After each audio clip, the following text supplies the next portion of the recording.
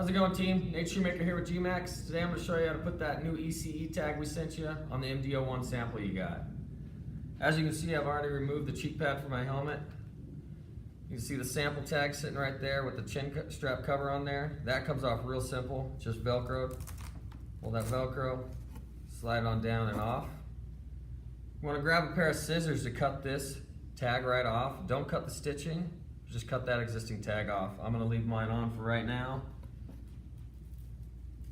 Grab that new tag, you slide that strap right down in, feed it through, get it to the end, pull it on all the way, the rest of the way through. Once it's down, just reattach that Velcro, put your cheek pad back in and you're good to go. Reach out to me if you guys got any questions. Thanks again, guys.